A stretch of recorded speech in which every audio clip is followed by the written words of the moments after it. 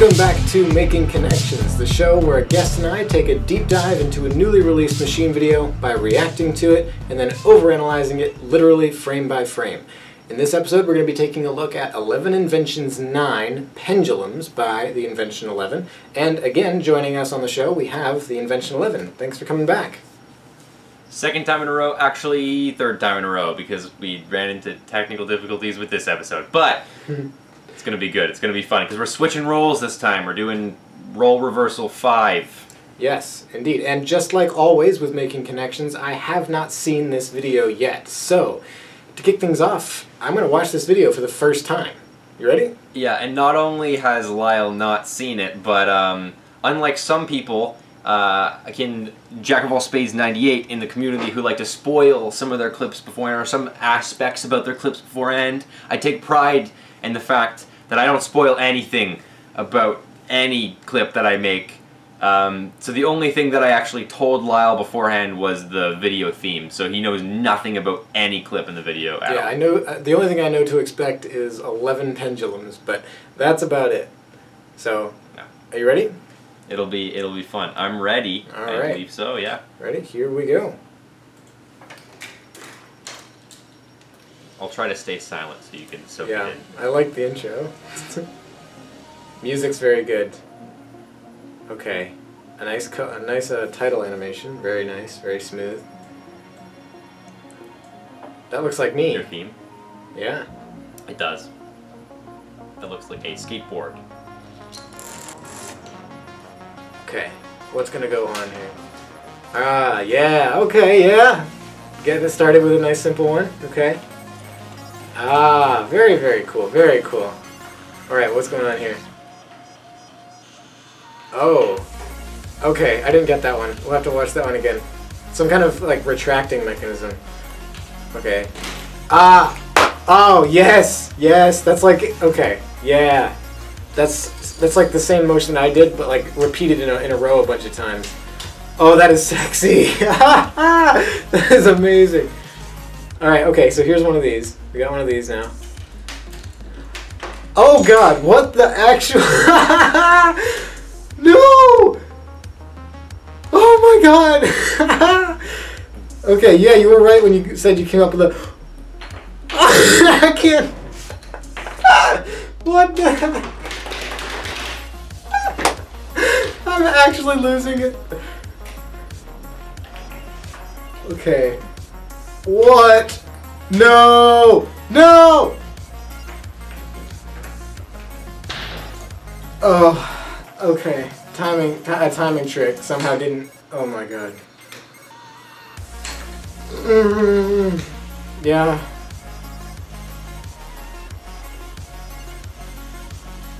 My heart is going so fast right now. Holy crap.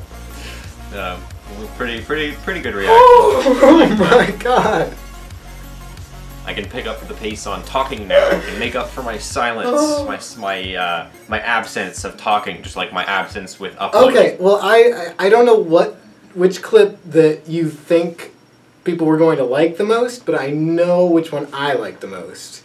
Yeah, and I have a feeling it's the one that everyone else liked the most that I wasn't expecting everyone to like. But or maybe not actually. There is one that I expected people to like that I'm glad people like. Anyway, actually I'm going to ask you one question before we go through the analysis. I'm going to ask you a question because there was a clip in here that took me over a month, that took me over a week's worth of filming, and had over 500 fails. Which clip do you think it was? Oh man, I'll have to watch it through again.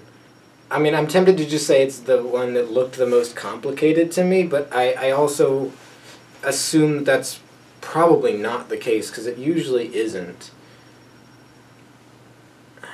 Yeah. Okay, I won't reveal it. Yeah. But let's go through. Remind me again, because I want to take a guess. Yes, yes. So by the end, I'll try not.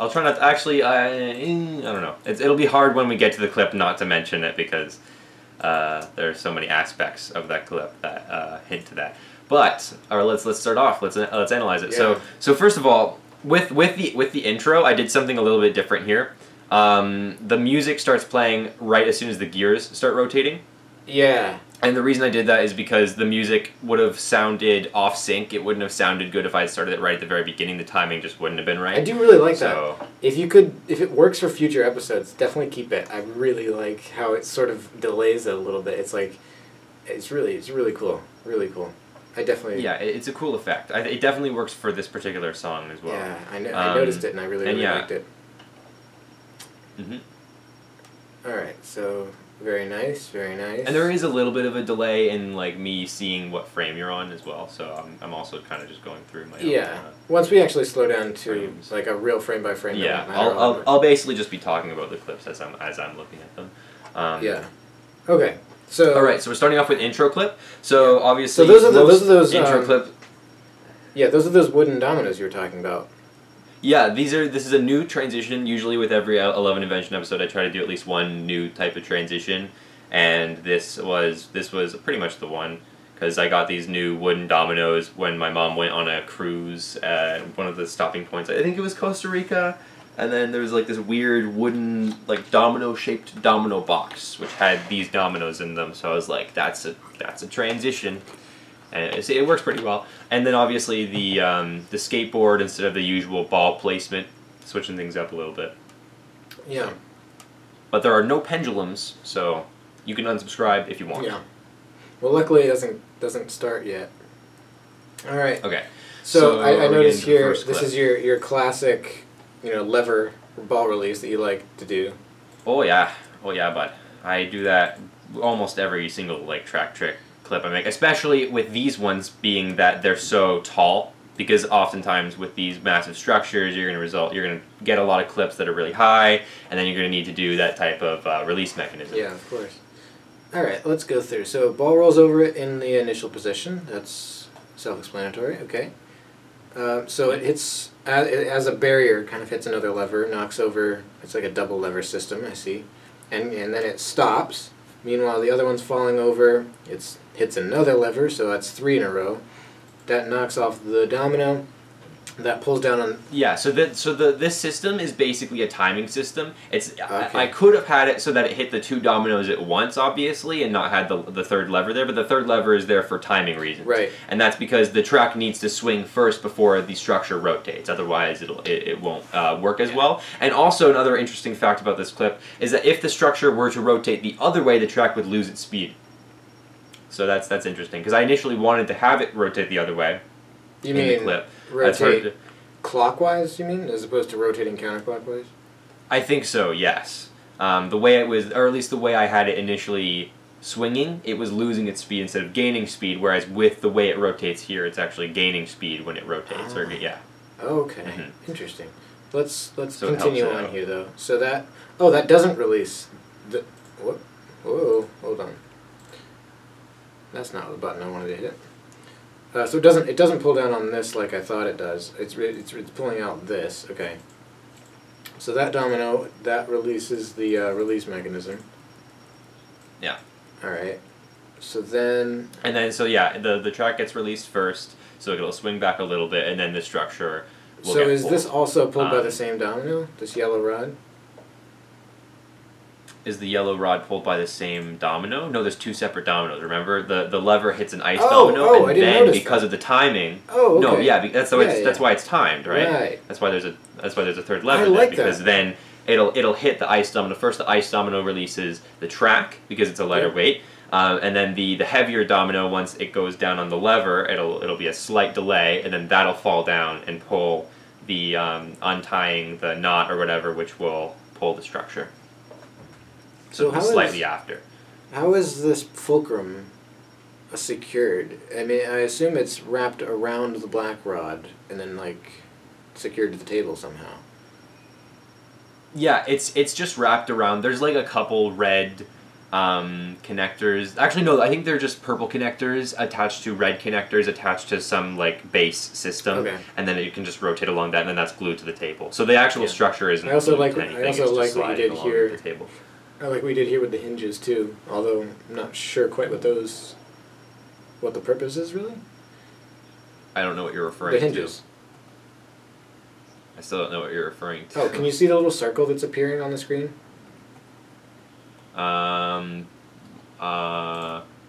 Yes. Yeah, these here.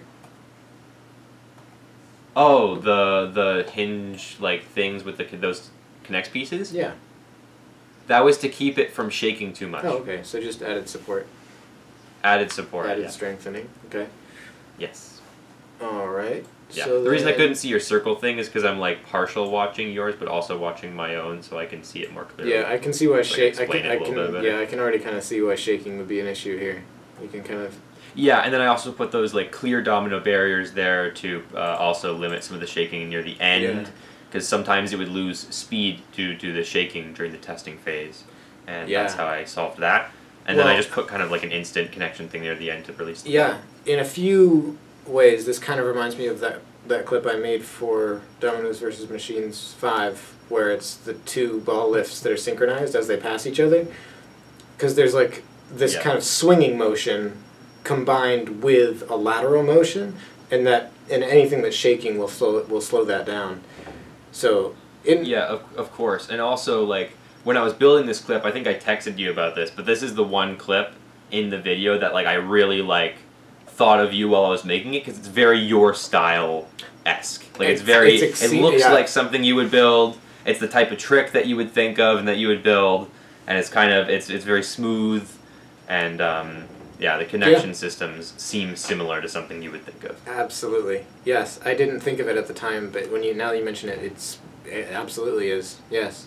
So okay, so and I think. Oh, I like that. So the actual track, when it comes in and then attaches to the magnet, that's what kicks out the lever.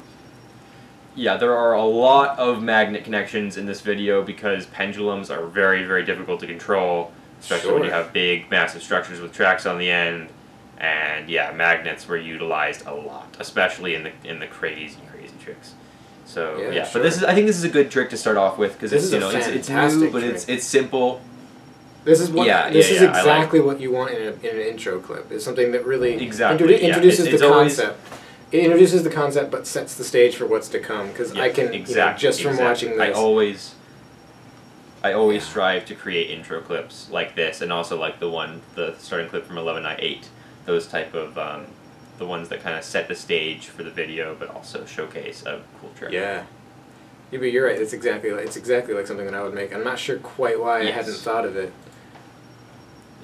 And then from that point on, it's pretty simple. Yeah, so you're on the next clip. All right, so this clip is pretty simple, but I like the actual conceptualization of it. I thought of this idea a long time ago, and I tried to tackle it, but I never really figured out a way to do it smoothly. And then I thought, because I use those little tires as ball holders, I thought, well, I might as well try to build a system with that when I knew the theme was going to be pendulums after I built the first couple tricks. And I came up with this system just simply by testing, because these use a very similar, like, they basically utilize the parallelogram format, which is if you have two equal length things that rotate along each other, the upper one will stay horizontal. They'll stay parallel to each other, basically. But if you change, what I found, and I realized this before, but I didn't make the connection initially to how it could be useful for this clip, when you change the length to one of those sections, it makes it so that it tilts a little bit on each end, so I use that to my advantage, so that the ball can go into the tire easily and come out of the tire easily once it's so instead of a flexing parallelogram, which is kind of what I call this sort of concept of, like, the equidistant lines, but then you bend them back and forth, and then the thing will stay parallel, but in a circular motion. That's what I usually use it for. And if you make it a flexing trapezoid instead of a flexing parallelogram, you also get a tilt in there as well. And this is giving me some ideas for what I can do using that.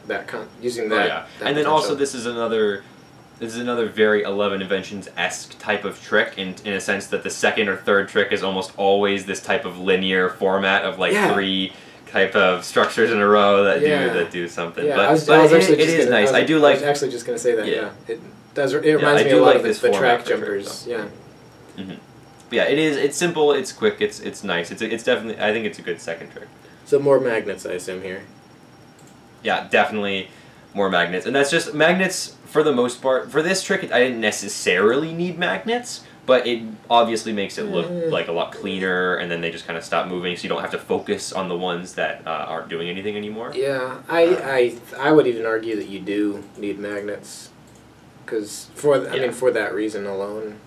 And also, well, yeah, I think partially you do as well. Also, by the way, this is a table tilt clip as well, because that also helps the ball move in and out. And then also the magnets, another use for them is that it also helps propel the pendulum once it gets to the end.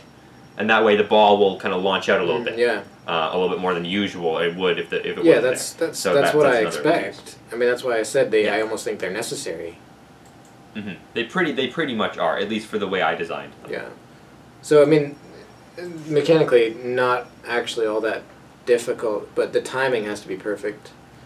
Or I mean, the timing's there. I mean, I think the design. I just guess it doesn't have to be perfect because you could realistically just have this ball wait 5 extra seconds to hit it out. But like you want it to look smooth, so getting that timing to look really nice. Yeah, I mean, obviously, it is like a simpler trick, but it is something that like technically no one has done this before. Yeah. So, yeah. And I think it's really because I know the concept of like a ball like tossing like the ball thing is like already an existent concept, but like I thought it would be interesting to tackle it in to actually be able to succeed in making a smooth clip that could do that, because obviously. Ping pong balls, although like when you place them on tracks, it's a lot easier to control them, but when you really get down to it, if you're not using Hot Wheels tracks or any type of track and stuff, a ping pong ball is a free-moving object, and free-moving objects are really hard to control, so it was obviously difficult at times. And this is another example of a clip that I filmed a lot of times. Like, I got a lot of working takes of this clip, and I went for this one because it was the most smooth. The ping pong ball wasn't moving at all in between its transitions, and it stayed in the circles a lot better. I like it. I really like this one. Okay, now this is the one that I kind of didn't. All right, so this is the one you didn't really understand. I'm gonna see if I can. I'm gonna see if I can understand. I'm gonna see if I can get it. By the comments and by the comments as well. If I can get it. No, I'm not going to spoil it. I'm just saying by the comments as well. I think this is also a trick that a lot of people don't quite get. They think it's like I mentioned to you in a text earlier.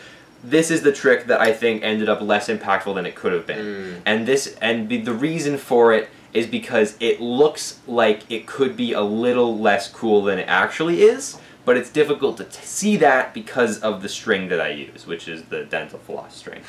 So, but I didn't have a choice but to use it, and you'll see why once you analyze it. Yeah, okay. But, so I gotta figure out what it is. I mean, it looks to me like this is just a gray spacer and a small black rod, and the string is kind of sandwiched. That's what that is. And then the string swings kind of sandwiched in there. Yes, so it swings and it hits the square piece of cardstock, and then it hits a lever to hit the orange ping pong ball, but not the orange billiard ball yet. No, because it can't hit the orange one yet because the spacer wouldn't be enough weight anyway. Okay. All right, so there's a component that I didn't think of yet. Yeah, you didn't realize. Yeah, so that's another thing, is that it's really difficult to tell that there's even a switch in the first place. But even if you can tell there's a switch, it's really easy to miss the main focal point of the trick. I think I may have just understood what happens here. Is this one of those things where? Explain it. Hold on, I might be way wrong. Is this one of those where the weight falling down causes it to wrap around the top? Yep. It's the physics trick. Is this the thing that I showed you, isn't it? I saw YouTube videos on it. Isn't that guy that's like jumping off the building with the weight, and then it like? Yeah, I saw that, and I got re-inspired to make this on a different YouTube video. But yeah, that is the physics trick you showed me. And then this is the exact same thing. And then so yeah, it's difficult to see that because obviously the white string makes it a little difficult to tell if you're not looking above. But yeah, it wraps around. So there's no pulley system involved. Yeah, but I mean also the weight drops and then. Yeah, but also it's a completely unintuitive motion. It makes no sense that that's what happens. It's so cool though. So. Yeah, it's a cool motion. So I do like this trick. Like once you actually understand what happens and you can actually see it. I think especially in person it looks really cool, but the camera just doesn't pick up the string very well, so it's unfortunate. Well, and a lot of people mistake. At least I think I don't want to call out anyone, but I saw a couple people who may have thought this was a pulley, just a straight up pulley mechanism, and noticed that the weight changed, but just thought it was a weight distribution. Yeah, my first instinct was this was some kind of like, not elastic, but you know those, I guess like a tape measure mechanism where like you press one end and it just kind of goes and like sucks it in. No, that's kind of because it went up. Either. Yeah, but I don't know. It was really fast, so I didn't. That was kind of what I assumed it was, but obviously not. Yeah. It's basically it kind of is a pulley technically, but it's a free-form pulley. So there's nothing securing it in place besides the thing that holds the weight. Yeah. So that's so I'm gonna get to that point first of all. So let's get to that point. So first of all, it looks like, and then obviously it's a timing trick as well. Right, because you got to factor in how the ball. Yeah. And it's very specific timing as well. Yeah. So okay, so clearly there's just a small timing delay here that was probably added after a few tests. This part where it hits the domino and then immediately releases. Well, that was in the testing phase. I just knew I needed some extra delay there, and I didn't know how to get it consistently, so I just decided to go for that, which I think is fine. It's fine. It's absolutely fine. So okay, so here's the moment, right? So it releases the lever. So you've got another weight there. Yeah. Okay, so that weight, by the way, is. What is the weight? Yeah, it's timed while it's going this way, while it's just starting to go this way. So right when it's at the bottom, or it's like a few seconds before it reaches the bottom is when it releases. Yeah, so right as soon as it's going this way, the weight releases, and then it can spiral itself around and then stop the weight from falling all the way down. But yeah, and also that's the reason why it doesn't work with the black string. Oh my! Is because not only. Yeah, so I initially tried it with the black string because it's a lot, obviously, easier to see that type of string, but there's a lot of problems with that. One problem is that it won't wrap around as many times because it's thicker. There's also the factor that it is slippery, and there's also the factor that it doesn't want to wrap around things very easily because it's a tough string. Yeah. So there's a lot of reasons why I couldn't use that, so I went with the white string. And in person, the white string does look and work very well, but on camera, unfortunately, I'm just watching this. This is seriously really cool. Yeah, the actual trick itself is really cool. Oh my god, yeah, I didn't even expect it. That's why I was on the fence about it, because I do genuinely think this is a really cool trick and a cool way to innovate upon the physics trick, considering it's using both sides of it as pulley or as pendulums. Yeah. But yeah, from an audience's perspective, this is definitely much more of a machine builder oriented trick. So I hope the machine builders who are watching this now kind of appreciate it a little bit more. It's less of a visual trick. You know what? Just for the sake of that, I don't usually put specialized links in the description of these videos because it takes a lot of time. But this one especially, I'm going to put a link in the description to that video that I'm talking about of this physics phenomenon being demonstrated. It's a guy he's attached with a harness, and he's on top of like a. It looks almost like the framework for a building, right? It's just a lot of like I-beams and like iron structure. So he's at the top, and he's got a pole sticking out, so it's parallel to the ground at the top. And he's jumping off directly on one side of it. And then he's attached to a rope, and the rope goes around, hangs over the pole, and then there's a weight on the other end. And the idea is that as he's falling down, the other weight will wrap around the pole enough times for it to catch him. As long as the weight is what's releasing basically the other weight, as long as this weight comes in, as this weight is falling, it will start to wrap itself in a spiral motion around the center. It's also wrapped around, and then because the friction of it keeps the weight. Yeah, and it's also like the whiplash effect of like it just kind of comes around and then and just like it's very, very similar. It's really cool. Yeah, and and then also watching this right now, even in kind of a slow motion, it looks like it shouldn't work this well. Yeah. It worked pretty well. I had multiple working takes of this as well. This is a very reliable trick. The only real fails in this were when the metal weight, or it's barely metal. Metal weight, it's domino rally weight, hits the cardboard and the billiard ball wouldn't go because it was too low. Sometimes, but for the most part, this is a very reliable trick. And then obviously, I wanted to mention that the weight itself is from the Domino Rally elevators. Yeah, you were telling, you were telling me how I excited you were that you untied- could disconnect those. Yeah, I know. I untied the string to a Domino Rally weight from an elevator, and then I used it in the machine clip. So that's nice. And the reason is because they have a hole in them, so I tied the string through the hole, and then also I could secure the connects piece through it as well to keep it in place. So it's just convenient. So, for those of you watching this episode and still don't know what I'm talking about, watch at the top.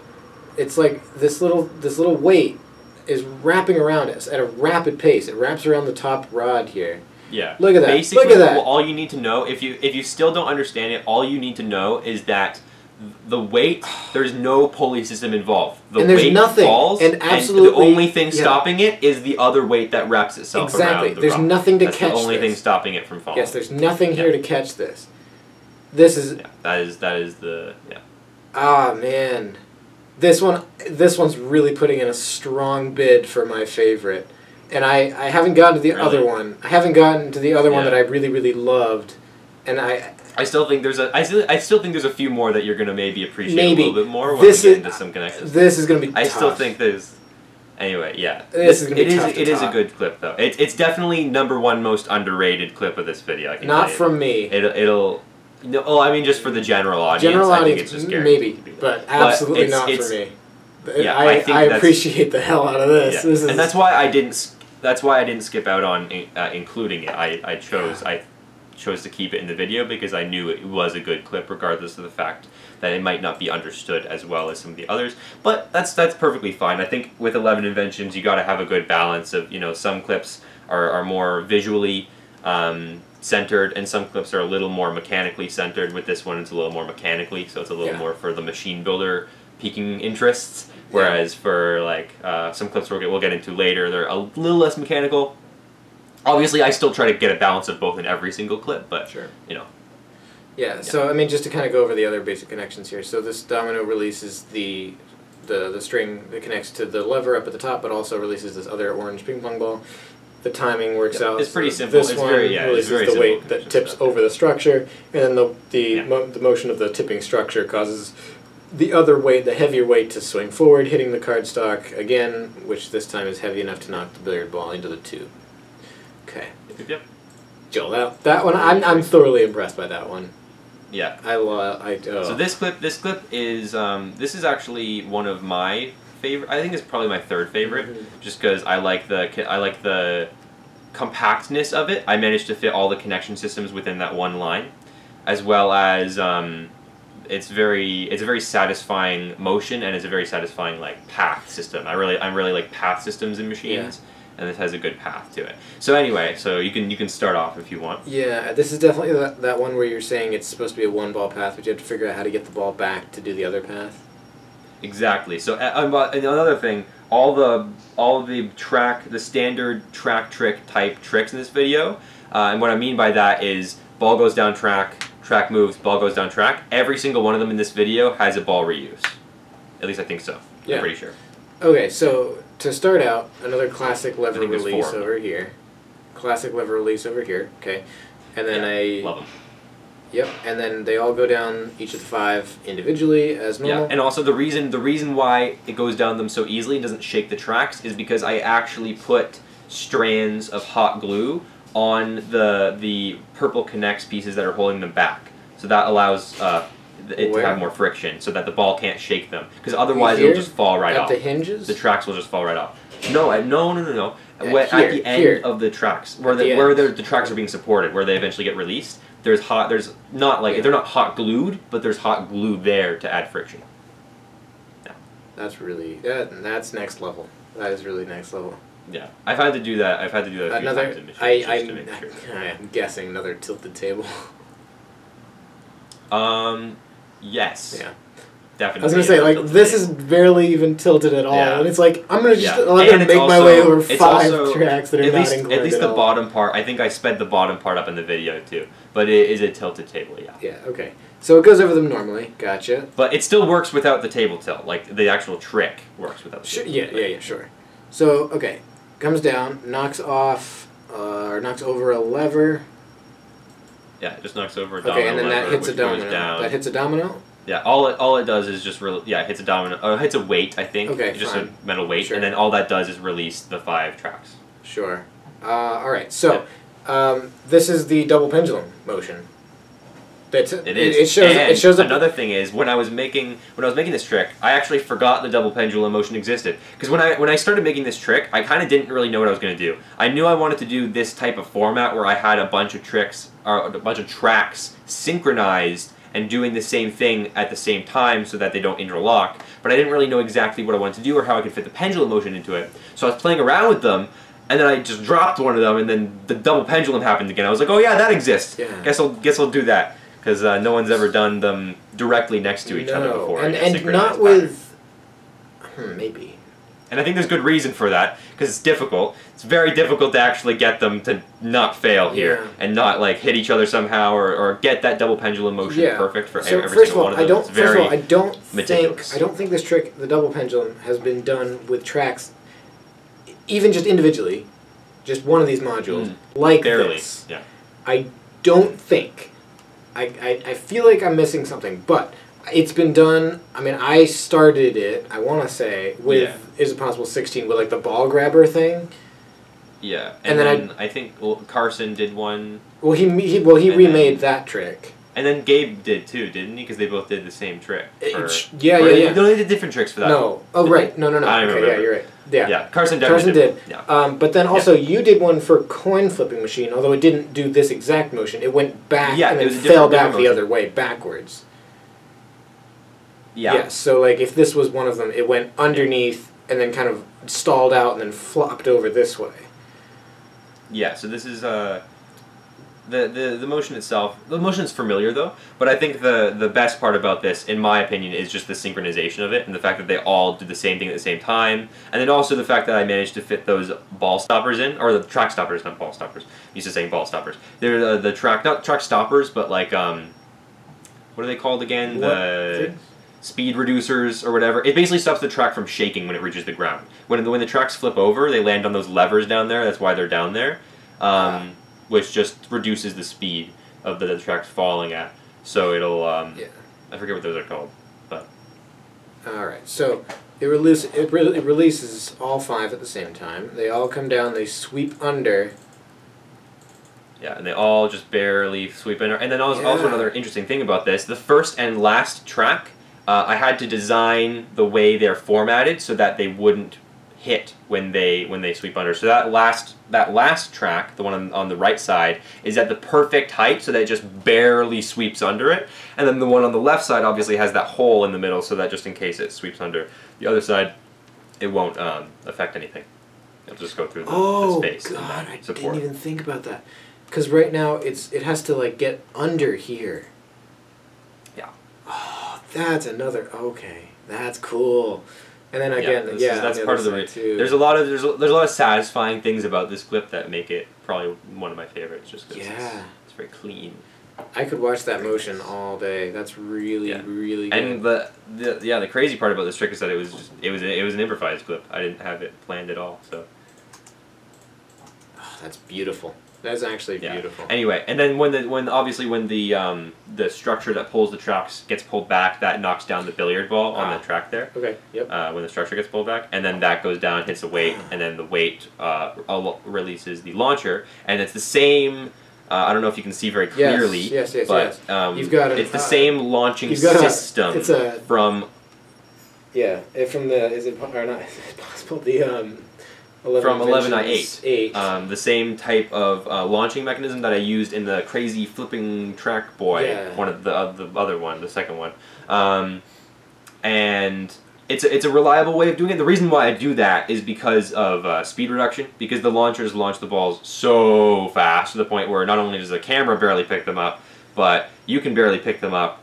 And by that I mean the machine can barely pick them up. You can barely build connections that can pick up the balls when they're going that fast. Yeah. So the other more practical thing, too, even from just a machine builder standpoint, is from this angle at least, you can't have it enter inside the launcher. Yeah. Correct. Oh yeah. So, or go from horizontally. You mean? Yeah. Right. So I mean, there are these the blue spokes on it prevent it from like you can only enter from the top. You can't go in sideways. So this extra little pendulum, allows you to do sideways connections like that. Yeah. So that's another convenient thing about it is that it does allow the horizontal launch. Yeah. Which was convenient for this because I just wanted a connection that could get it to the other side quickly because there's already a lot of ball path in this clip, and I like the ball paths in this clip, and I like the path that the ball takes, but I just kind of decided that a launch would be a good add to this trick because there's already a lot of track that the ball goes on that it needs kind of a break in between that. Yeah. Alright, so that goes across again. Yep, just goes across the place tracks. Yeah. Beautiful. Beautiful. And then hits the lever. Hits the lever, goes into the next clip. Okay. I totally forgot about this one. Oh man. Okay, so another gear this one has resemblances to gear pendulum only because it's also a gear pendulum. That's basically it. It's basically different in virtually every other way. But so the premise of this clip is that it's a rubber band launcher, and I think Carson mentioned in his comment that I added an extra loop to it.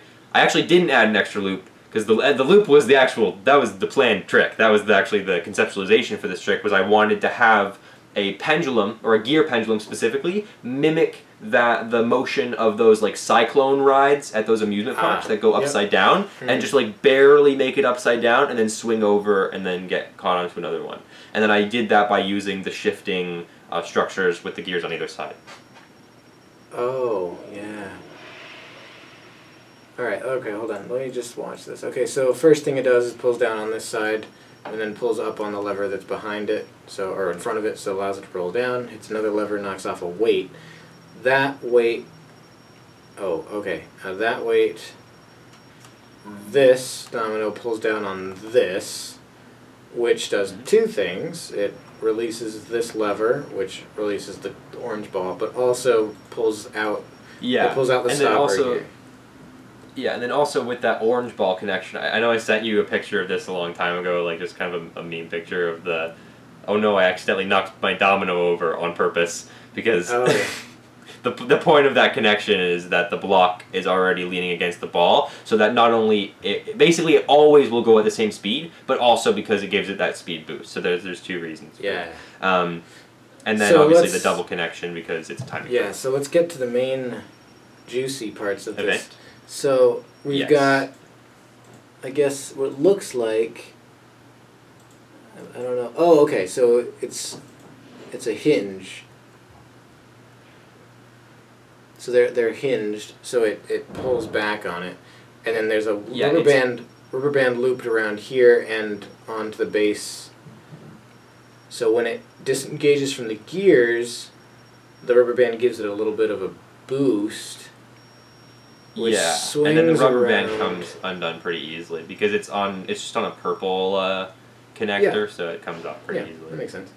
So it swings around. And then as long as it's centered, then it won't get stuck. Because there were a couple of just a couple fails. This trick didn't fail that much, but there were like a couple slight fails where it would hit the edge, or at least mainly during testing, where when it would launch down, it would like hit the edge of it and it would lose all its speed. Hit the edge of. But as long as it's perfectly centered. Hit the edge of the structure, you mean? The gears, the gears. The purple connector would hit the gears, I think. Okay.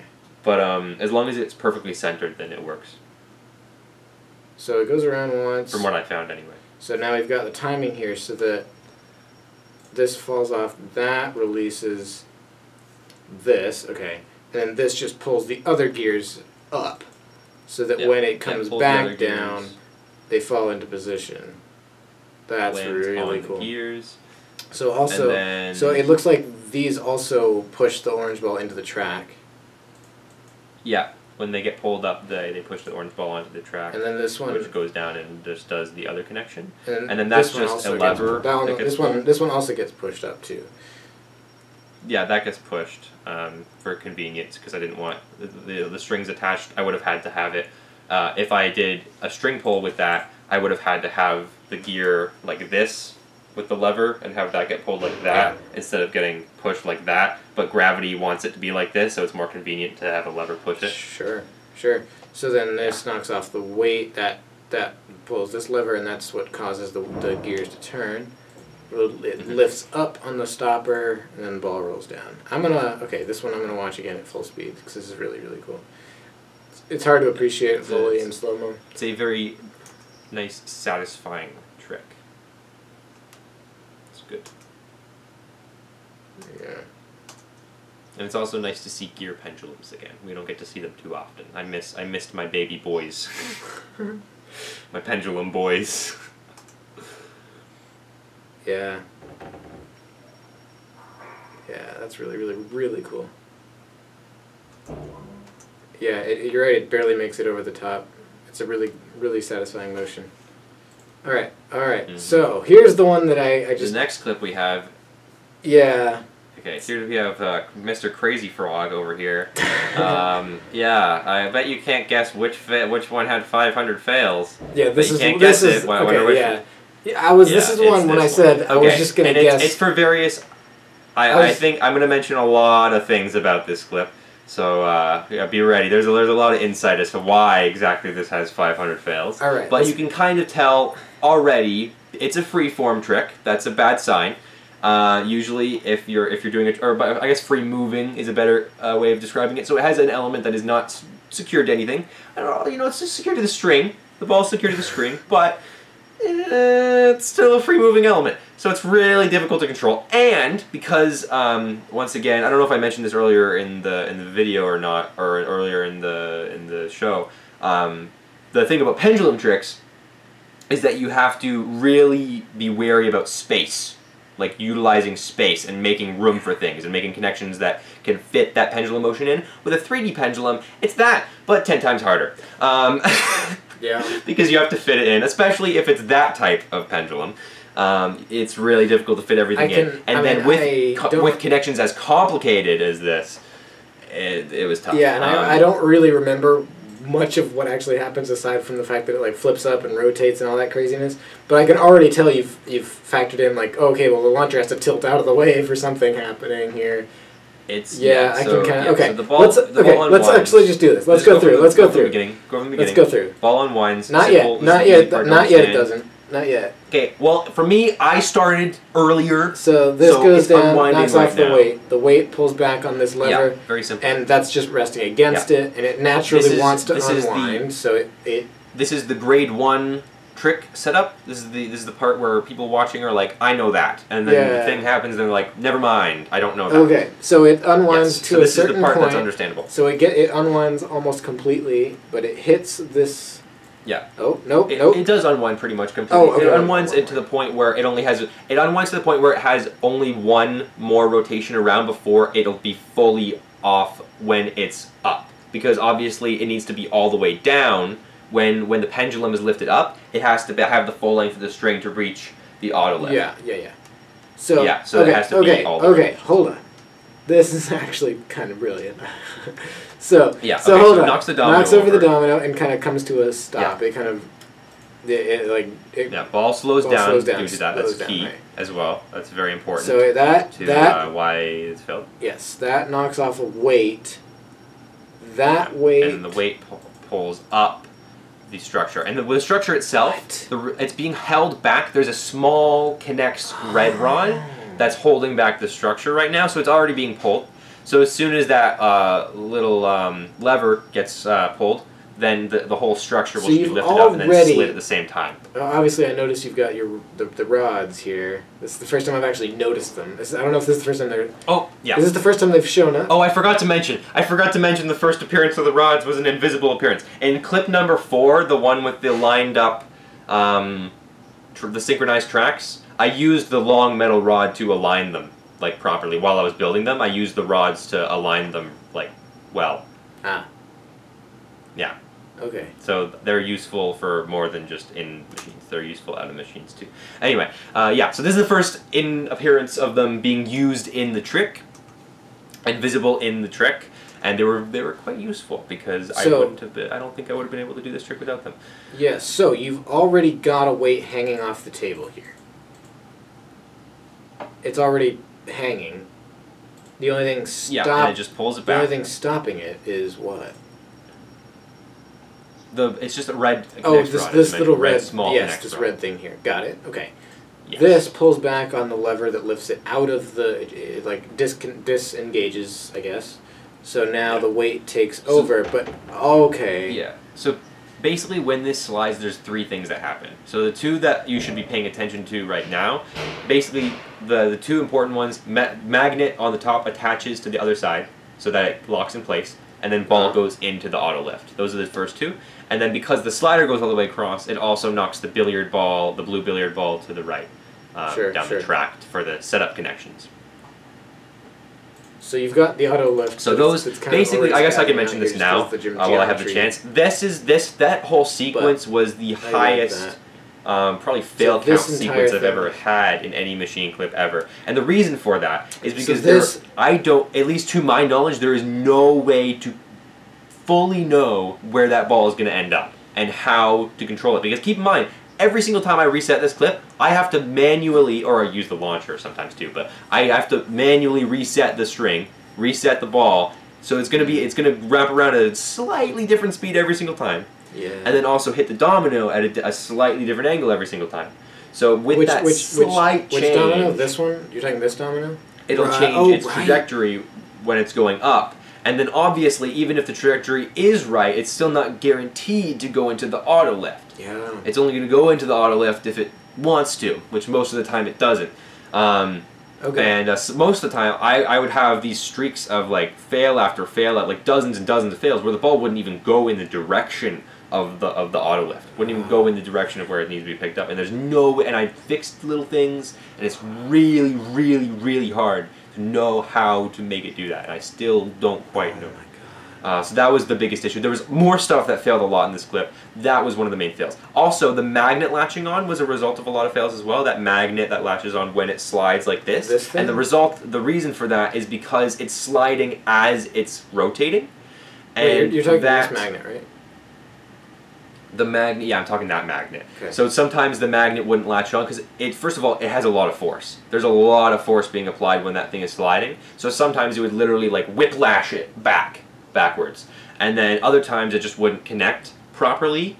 And then sometimes it would, early on in the trick, not later on, early on sometimes it would go too far forward. But yeah, so those two created a lot of problems. To proceed along with what is supposed to happen, we've got magnet engages, ball falls into the auto lift, or ball lift, whatever. Yes. And then this reaching the end hits the lever and knocks the blue ball into the track. So now we're set up to presumably lift the ball lift. Let me let me figure it out. Let me figure it out. So we've got a lever here that releases the weight. So that's what that pulls down on the ball lift, so that lifts the ball into the launcher. Okay. And oh my god, it slides out. Yeah.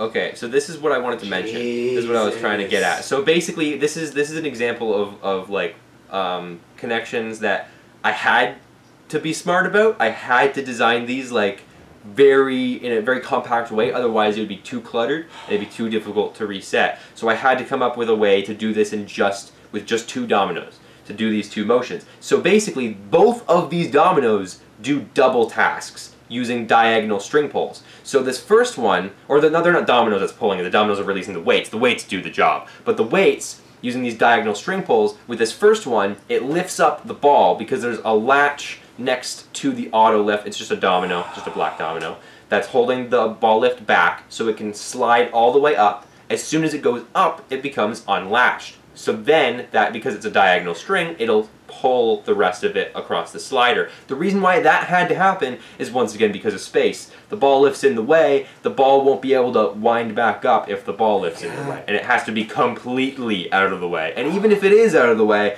that still resulted in a lot of fails where the ball would hit the ball lift once it goes into the thing. And keep in mind, it barely ever even got into the ball launcher.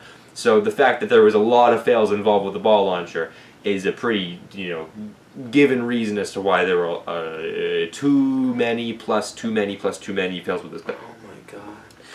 Yeah, and then the other connection on the other side is the same type of deal. But I'll let you figure out what it does, but it's the same type of double connection. So it comes out of the ball lift almost, like right here. It's like, yeah. So sometimes it's kind of inconsistent.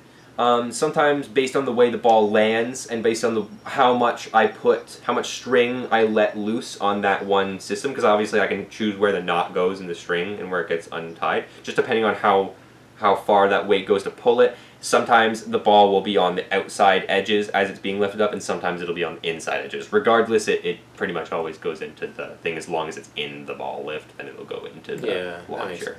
And that's partially also due to the part of the force from the ball transferring to the lever that goes down and hits the domino for the second. It looks like also the angle of the string wrap is going to be affected a lot by where the positioning of the string is on the ball. Because right here it looks like it's a little bit off to the left. Yeah, it varies. It could be anywhere, and honestly, I don't even think it matters where the string is angled, because I think it's gonna fail no matter where the string is angled. Like literally, and this is another fail factor, another little fail fact about this clip. You may have noticed, if you're keen on facts and logic, that this is a wiffle ball. Yes, I was gonna say that too. I'm launching a wiffle. I was gonna say that too, because I'm launching a wiffle ball with a ball launcher. A ball launcher has a tiny little stem, and a wiffle ball has holes all over it. So you can imagine that not only if the wiffle ball is perfectly centered above one of the holes, but if it's close to one of them, it'll send it in a different direction. Joel, that's so why it has to be perfectly. I don't know if you remember this. We tested this for Trick Shot Machine, the one that goes all the way across the table. I mean that one's a hand is it? I don't think. Yeah, that's a hand reset. So, and it ended up at the perfect trajectory. It was like the exact right weight for that trick to work and go the exact path we wanted it to. Except, we didn't use it because it had holes in it, and even though it was a hand reset, so like we had control over where it was going to get reset, we still didn't use it, and that was, I think, the reason, part of it at least. So I've got first-hand experience. I know exactly this issue. Yeah. And I remember that too, because I was there. Well, so yeah. I think, I think we both have our problems with wiffle balls. So yeah, wiffle balls have not been the reason why I had to use a wiffle ball, I guess I should explain myself there. Part of it is the convenience with being able to tie a string around it and have it be exactly centered around the string. That's very important. And then also the weight of the wiffle ball was kind of a key factor in playing. Yeah, so. I mean, this is kind of sort of a sneak peek into the project I'm working on right now. I just made a pendulum trick as well for Machine Fusion, and I didn't use a wiffle ball, but I also used a ball that allowed me to tie something, or not tie, I didn't actually make a knot, but to secure the string at the center point rather than like taping it on at some weird angle, and it looked really clean. Was it a Connect It was a ball? Connect ball, yeah. So it also has two halves that you can open up too, which is really cool. Yeah. Because then you can just secure it on the inside any way you want, because you can actually reach inside. Mine's pretty stuck. I don't know if I can open my halves. I'd have to use. So you just, I guess. So how did you actually secure it on the inside? How did you secure the ball to the string? Tied the string just inside one of the. There's some hole connections there that are really close to each other. So I just tied it in between one of those with a knot. And the string, like, when you tie a knot in that string, it becomes the size of the string. It's very small. So, yeah, it works. All right. So let's proceed along. So it lifts up. Yeah. It lifts up. The next connection. It lifts up. As it goes into the launcher, knocks over another lever. The other auto lift slides out of the way. And now we've got the weight. The lever knocks over a weight. The weight pulls down on the launcher. And then also, again, the double use, so this pivot point allows it to also pull the launcher over. So it gets out of the way, and you've got the ball that the launcher's kind of angled away. It's not straight up. It's angled away. It's also technically a triple connection, because the billiard ball that goes and sets up the eventual last step is also being reacted from this. Oh, man, yeah. So we've got a full wraparound here, which is pretty insane to me. The riskiest part, pretty much. There's the full wraparound, and then one of the half wraparounds are like the 2 danger zones that you got to get past in order for that to make it all the way up. And we actually got really lucky with this take, because there are a lot of instances in which this ball wraps itself up. It doesn't look very good. It doesn't look very good when it does it. Sometimes it does not look very smooth. Sometimes it like shakes a little bit. Sometimes it doesn't wrap up fully. I got lucky with this one. I got lucky with the one take that worked. I got a clean ball reset. So that makes me really happy. And if that makes me happy, I can only imagine how you felt. But I also got really unlucky because 500 fucking. I know, but hey. Hey, I mean, we've all been there. That's just a theory. We've all been there, man. It's totally worth it. Yeah. It's totally worth it. Been in the shed a couple times. Anyway, so yeah, this was the inspiration for the trick. You're the totally wraparound, right. the rewinding. Yeah, the rewinding ball was the inspiration for the trick. It's the reason why it exists. Initially, my initial idea was going to be just the simplified version of it, where it's literally just winds it up, and then it does the unwinding. And then I thought, maybe I could do unwinding first. And reset it. And that'd be really cool, because no one's done a resetting unwinding ball before. So, the initial idea was actually even more complex than this one, too, because I initially planned to do a launch for the first one, and then an unwinding ball, and then a launch reset, and then an unwinding ball. That was the initial in my drawing plan. Yeah, not possible. So this is barely possible. Yeah. So be happy with what you got. I am extraordinarily happy with what I got, but oh man, I think we've discovered a new theme for you is resetting tricks. So having a machine, that actually kind of resets a mechanism. That's a really neat thing. But besides pursuing tricks that are definitely impossible and definitely shouldn't be tricks I should be pursuing and result in hundreds of thousands of fails and wasted months of time, yes, that's another consistency. Resetting tricks. There 11 Inventions 10, resetting tricks. Honestly, I probably could. I've done a lot. Yeah. I've done a lot of complex resetting tricks. It's kind of a theme. There's only really one on my idea list that I want to get around to doing at some point. I really have to figure out a really clever way of doing it, and I haven't really gotten it yet. Yeah. But I really have enjoyed all of the ones you've made. This is probably my favorite though. Yeah. Yeah, they have pretty neat connection systems usually. Yeah. Which is what makes them tedious to build.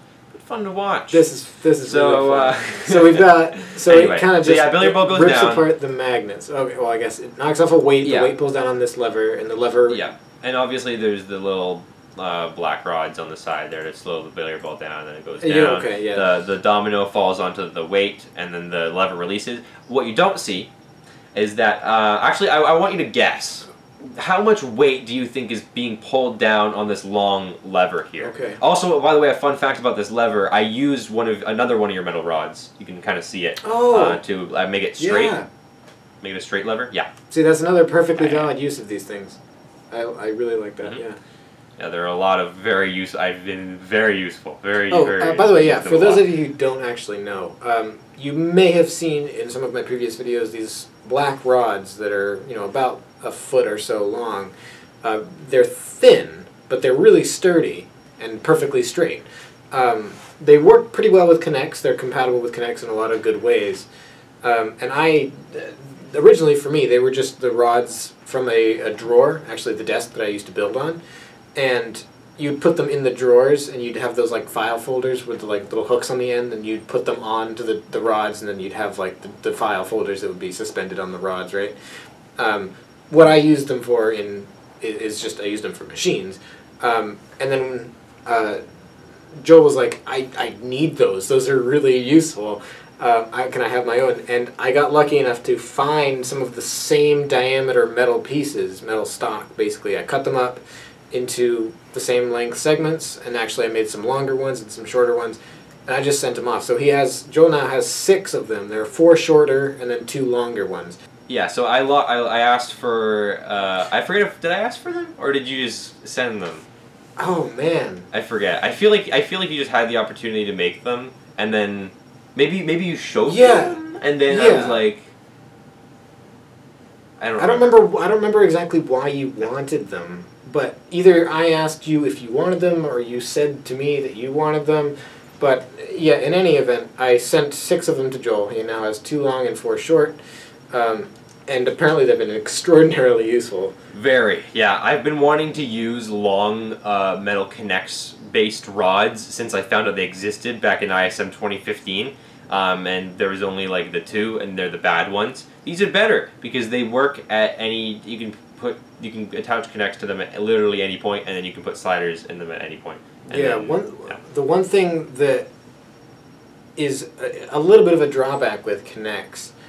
With the rods especially, they're really difficult to make sliders out of. So like having something that, you have like a structure that kind of slides along.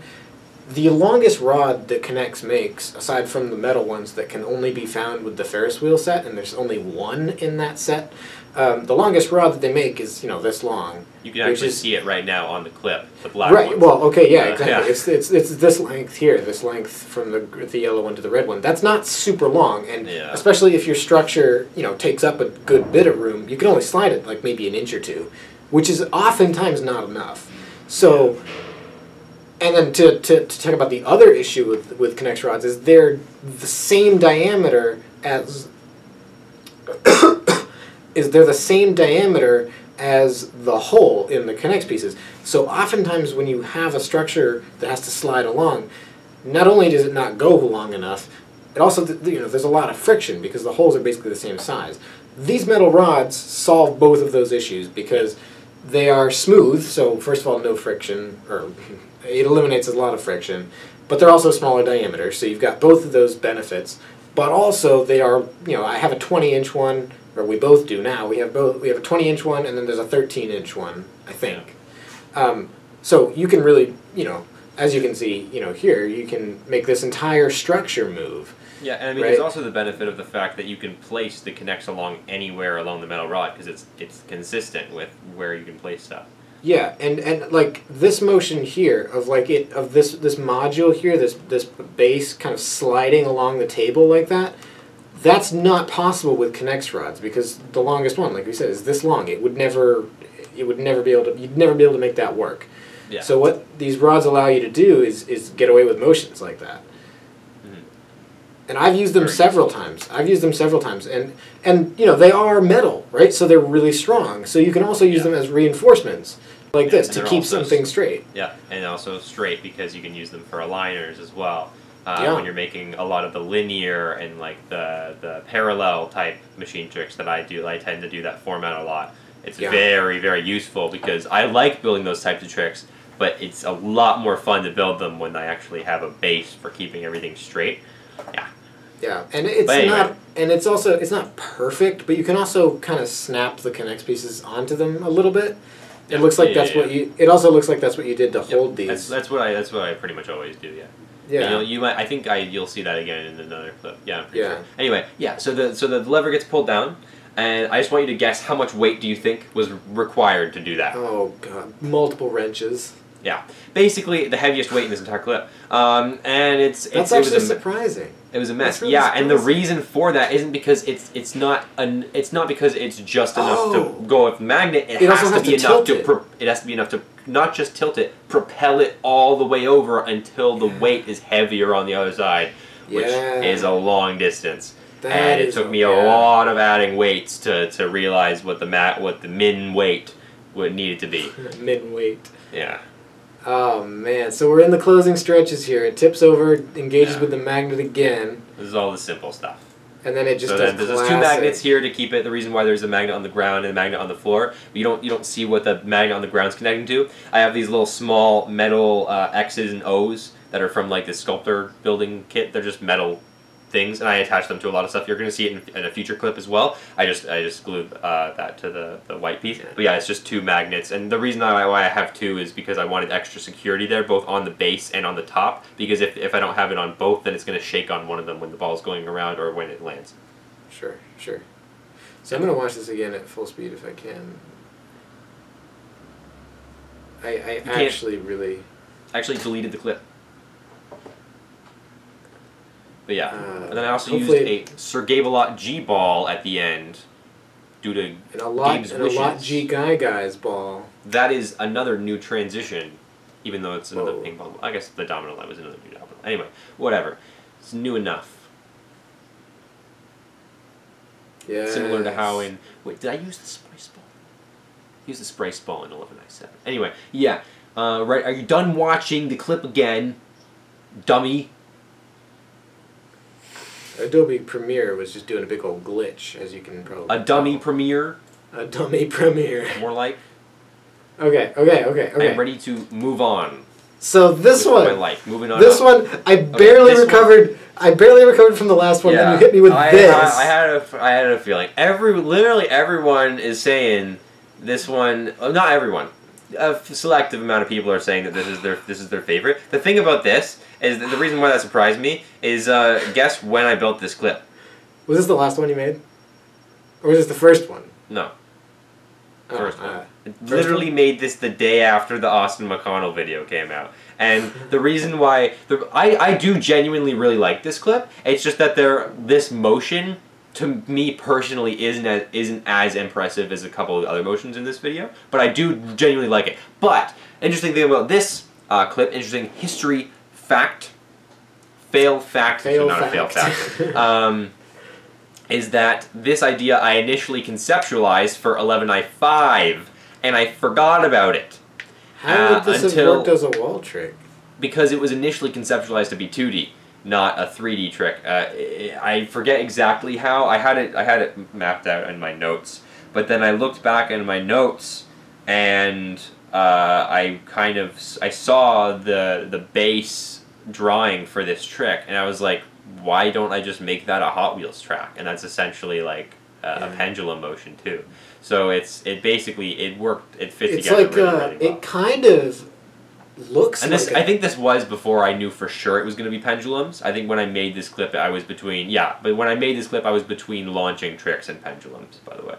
Yeah, well, that makes sense. Yes. But I was going to say it kind of looks like the double pendulum motion, but with like an invisible carrying device that like propel. Yeah. All right, so I actually don't really remember exactly what the motion looks like, so I'm going to watch it again. But yeah, so while you watch it again, I'll explain something briefly. Another reason why this looks. Another reason why I think why I'm less impressed by it. I still really like this clip, but I think a reason why people tend to like this clip a little bit more than me is because I also edited it in the actual video to make it look better. I slowed it down a little bit because in the actual clip it doesn't look very satisfying the way like how fast it goes. So I wanted to make sure that the motion itself was you could actually pick it up and process it. Yeah. All right. So we got another classic ball release. Yeah. Okay. It comes down onto a track, Mandatory. and then the barrier that it hits is another lever. Yes, this lever splits off into two paths. The first path well, is first of all, the white ball gets stuck by another lever. We've got the weight that comes down and flips the track out of the way. Obviously, okay. Yeah, and that's an interesting motion too. So what do you mean? That's a cool thing because you've got like it looks like the string, the weight that pulls the track up is like strung through the lever base too. Kind of. It's like in front of it. It's not. I don't know if it's directly through it. It's like through a piece that I put into it. It's not through the system itself. But yeah. It had to be close to it just for convenience. Yeah. But yeah, once again, this is dealing with space and the pendulum tricks. The crazier motion you want to do with a pendulum trick, the more space you're going to need to deal with it. And because obviously the crazier the pendulum motion, typically the more complicated your connections get, and then with the space issue, that's where issues arise. Yeah, but with this one, it was simple connections. So. Of course, I mean that's a theme throughout the whole video is getting stuff out of the way. Yeah. Or inputting things that weren't there before. Yeah. Yeah. So you've got the other actual connection systems for this are pretty simple. Sure. The other orange ball comes. Oh, that's neat. Oh, the unfolding thing. Oh, that's kind of cool. I've never really seen that being applied practically in machines. I mean, it's in Couch Potato Machine. The domino thing with the blocks. The unfolding domino thing. I've never. Really I've used it twice in this video. I don't know if I think you remember, but I did use it twice in this video, and I use it with the same kind of purpose, the same kind of releasing a pendulum with it both times. So, no. Yeah. But yeah, That's I've actually cool. found it to be very useful because with a releasing string, when you have a horizontal lever around or There's on your not a table, lot of- yeah, there's not a lot of force you have to basically do some kind of pulley system to make it convenient to pull it. And I'm lazy, so I'd rather just do a block system. And also, it makes for a different connection, so you're not just doing the same connections for everything. So It's cool. that way. It's really cool. Yeah. So here's the meat of the clip, right? So we've got our release.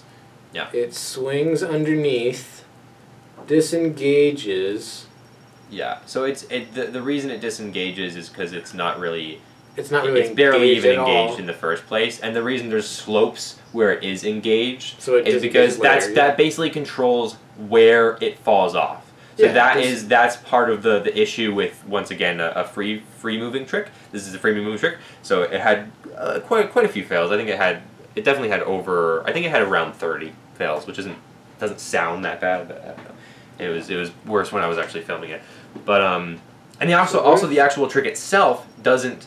It has like a slight imperfection to it in a sense that it does not go perfectly straight. You can kind of see when you're going frame by frame that it actually is tilting in midair, and then it realigns itself on the aligners and then flips itself into place. Yeah. I mean, yeah.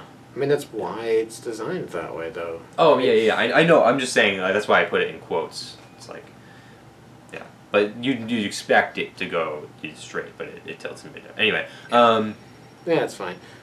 What I'm struggling to figure out is where the magnets are. Obviously, That's why I mentioned this earlier. This is why I mentioned Oh! it's the same metal pieces. I It's the same found metal pieces. it. Yeah, there's It's the on the end of X's. the- it's on There's the end of two it. X metal X's on the edges. The actual magnets are on the system it latches onto. And then the reason why it latches on so easily is partially it's a mixture of friction and then magnets. That's basically it. It's mostly the friction that's slowing it down. Because of the fact that the metal is lying with it. But yeah, that's a pretty simple connection system. The complicated part about it was basically determining the slopes for how it's going to be released and what angle it's going to go at, and then how it's going to be initially caught. Those were the toughest things to do. And as soon as I had that done, then it was kind of a cakewalk from there. Yeah. So I guess what knocks the ball in? Is it just hits it gently? What do you mean? The orange ball. Why is it? Oh, it's vibrations. Basically, Okay. when it goes there's a lever that's like slightly attached to the side, that's like leaning against the side. There's a ball propped up on like a spacer that's leaning against that lever. As soon as the vibrations happen, the spacer's slightly tilted, so the ball will go no matter what the vibrations are.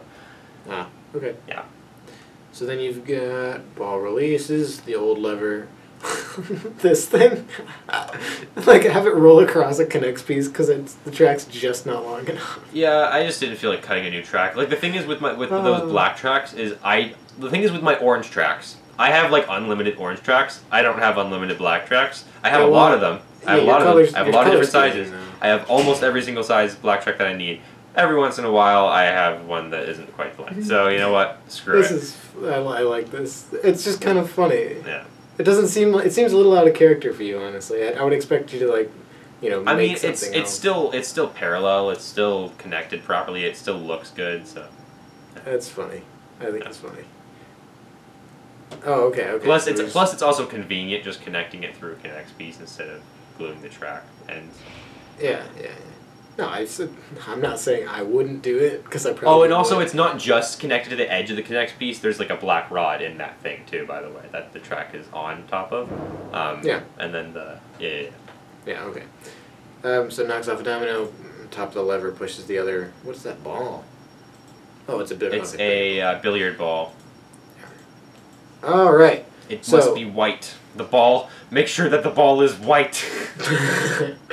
Yes. The reference that nobody will get. It is. That is. In case anyone is concerned by my mental health by me saying that, that is a Spicing It Up 1 reference. That is an OG machine video. Look up Spicing It Up 1, Sergey G and/or CWD reactions. Anyway, next clip.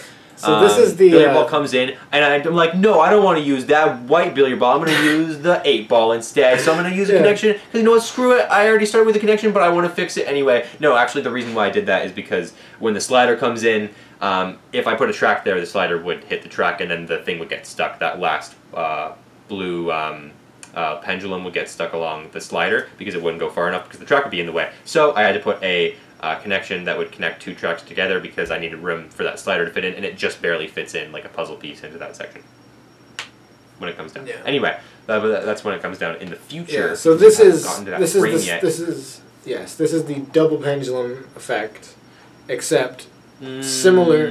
Kind of. Well, it's the same motion that you did. It's the same motion you did in coin flipping machine. Well, is that double pendulum? Well, sure.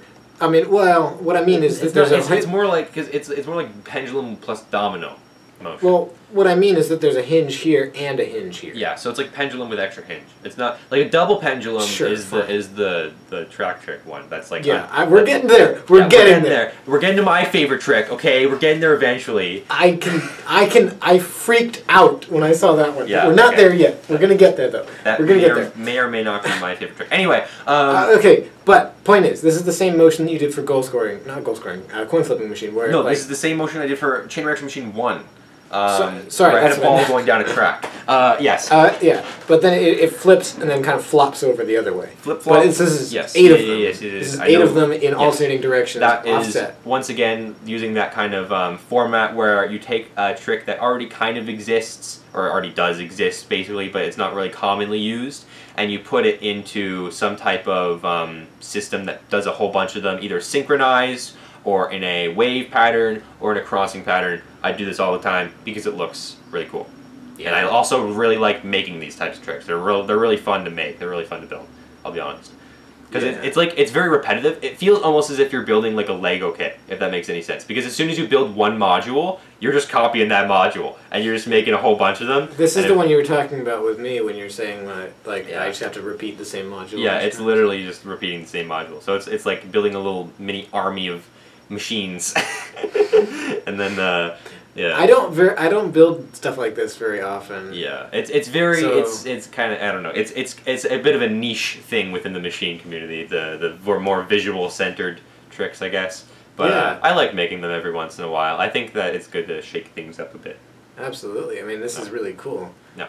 So you've got the first weight that pulls off of, okay, it's just one. Oh, I get it. Okay, so they're offset slightly just so you get one side ahead of the other ever so slightly. Yeah. Oh, and also one fun fact about these sliding systems. Notice how I'm using the long rods for the sliders, but you only gave me 2 long rods. Yeah.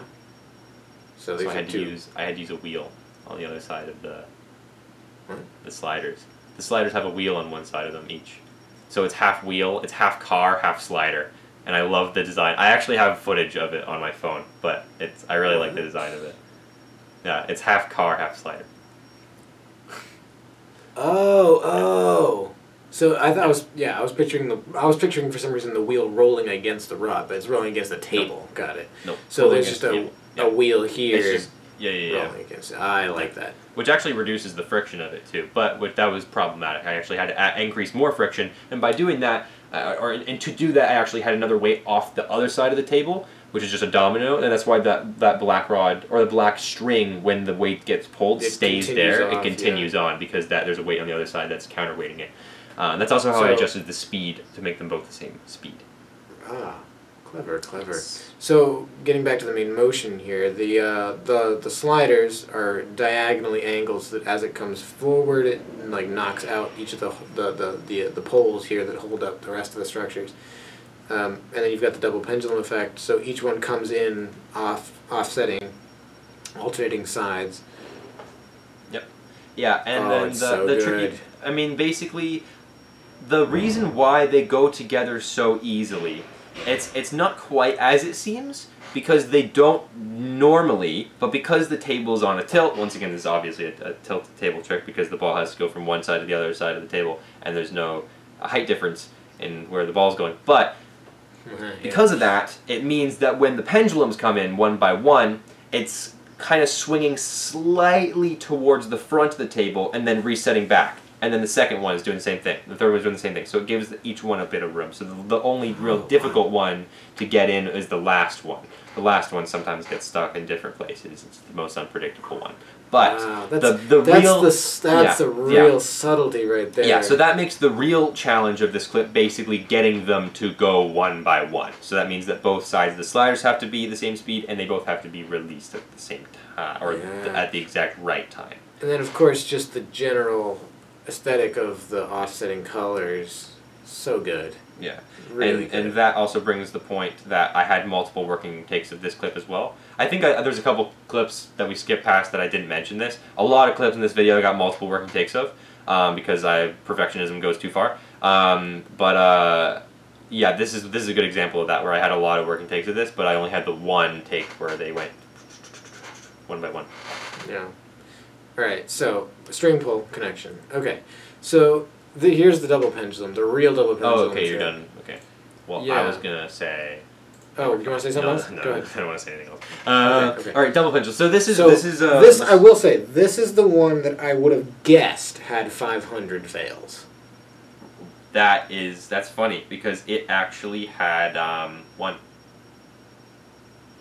Okay, this is why I wanted to blow your mind with this. So let me tell you a little story. So the double pendulum itself is a mechanism that's notorious for being inconsistent.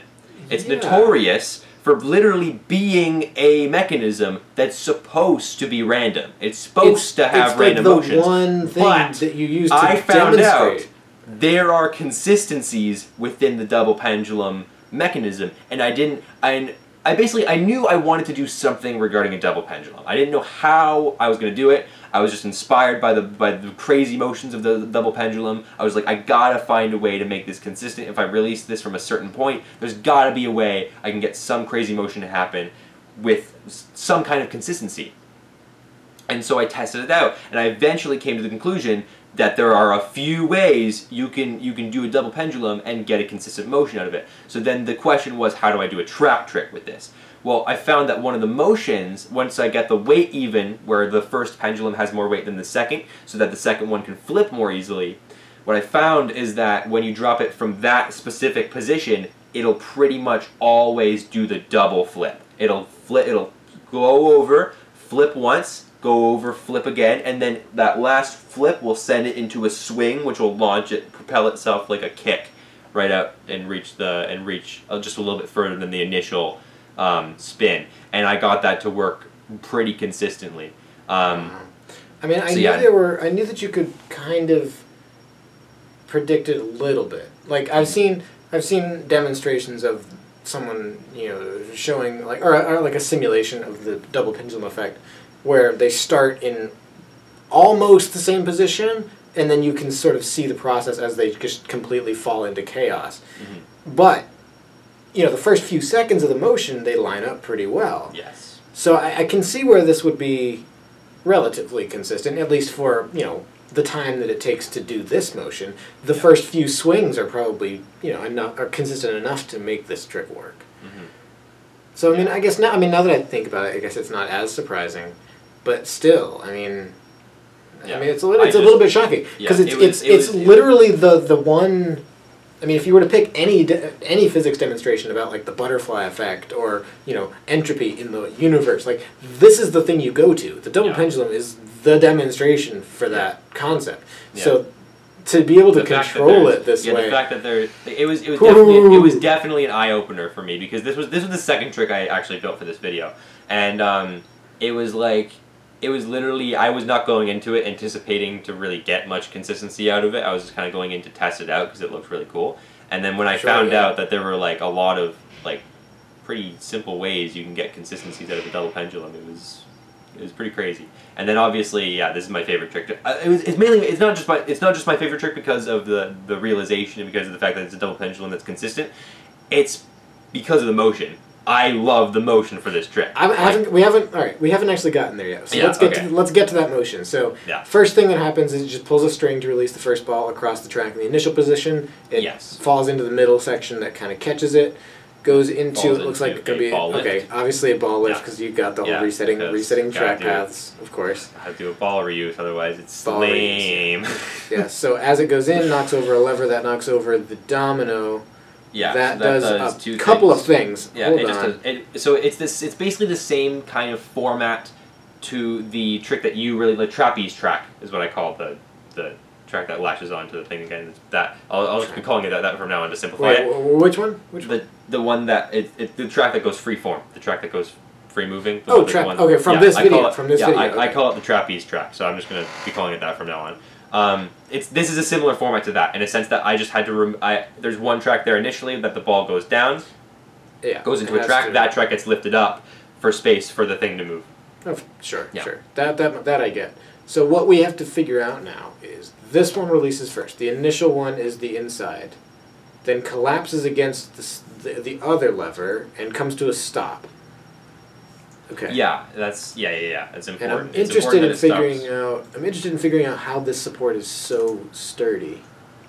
What is it resting against here at the top? That's not. Oh, I remember. I remember what it is. It's because because the actual pendulum itself is heavy. That first initial pendulum set, those bulk dominoes, that's heavy. Second of all, there's a little tiny stopper. Okay. There's a little tiny small connects stopper blocking that rod from moving to the left. So when it gets slammed, it can't move. Okay, that makes sense.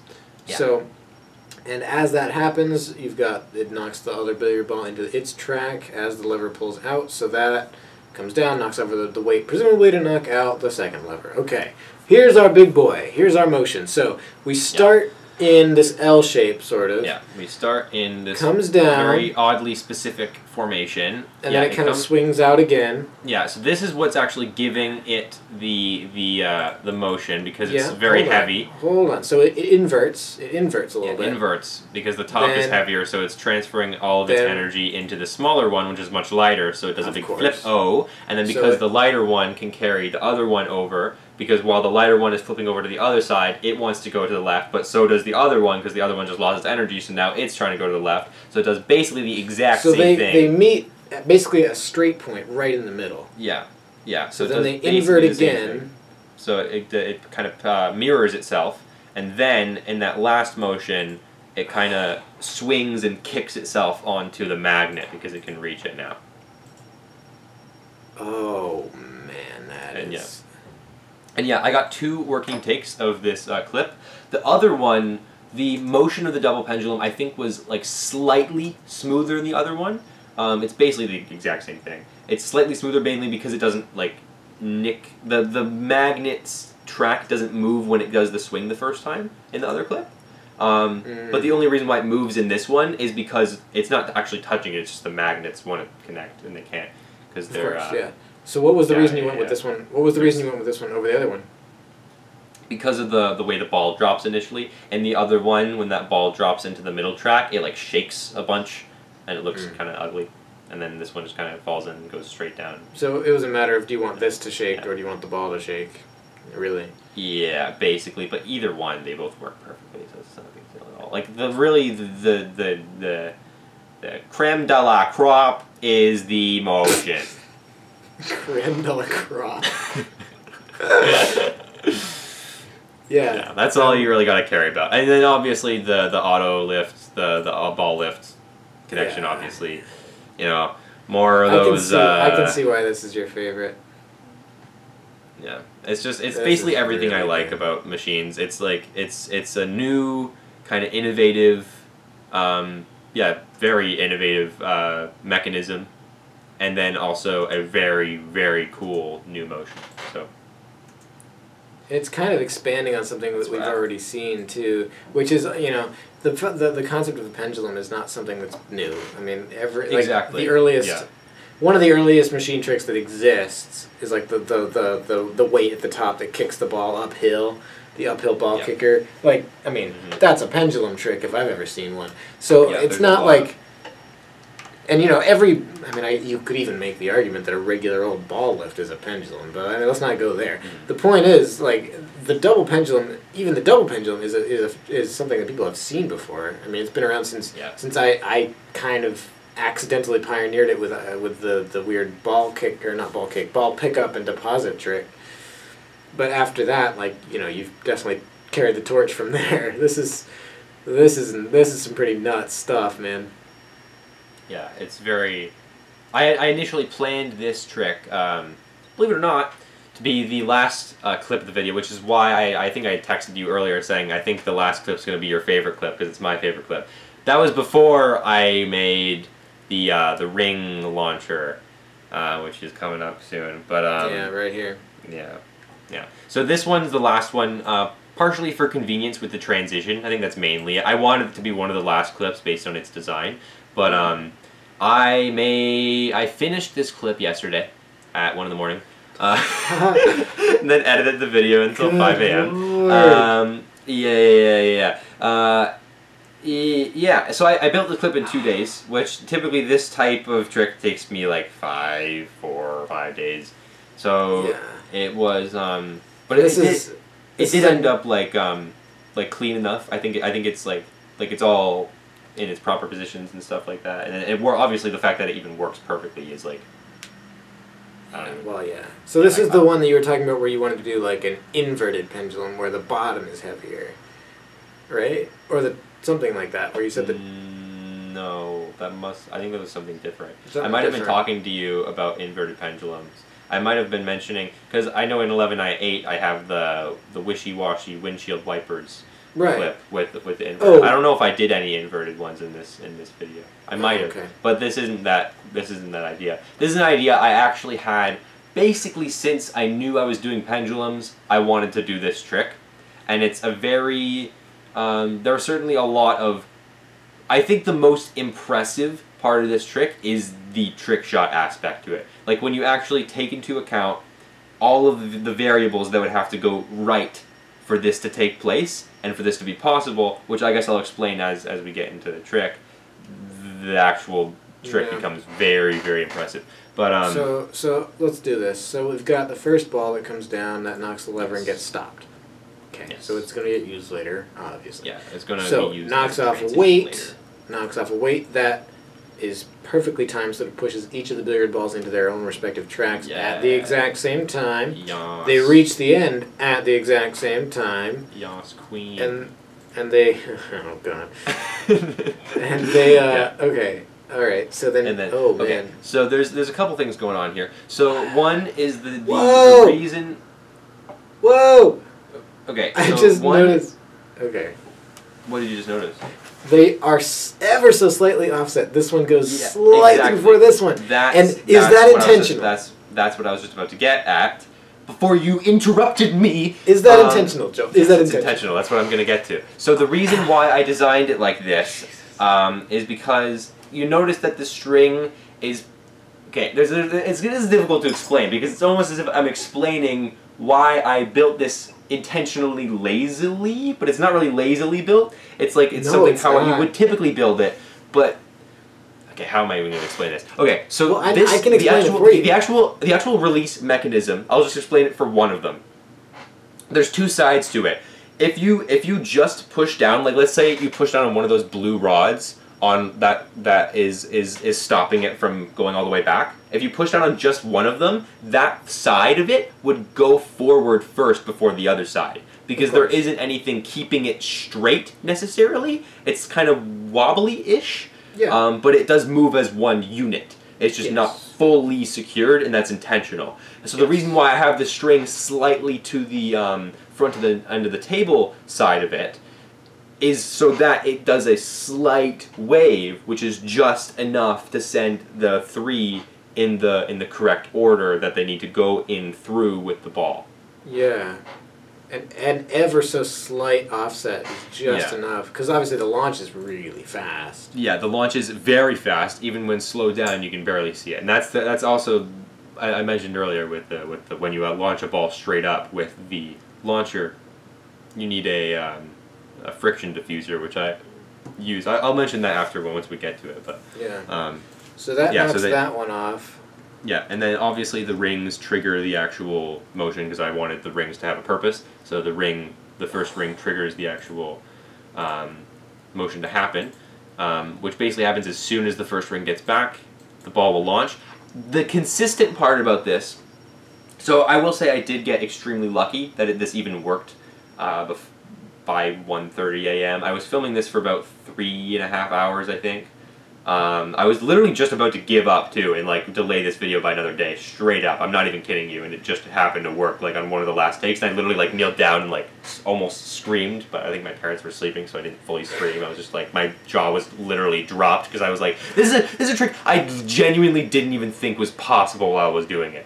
But the thing is, there was a consistent part about it, and it was surprising because the ball would actually get past the first 3 rings really consistently. Like, those first 3, it would somehow get through them. Like, when I was in the testing phase, it was really difficult to find the timing that would do that. And the reason for that is because in a pendulum, the fastest motion of the pendulum is when it's at that middle point.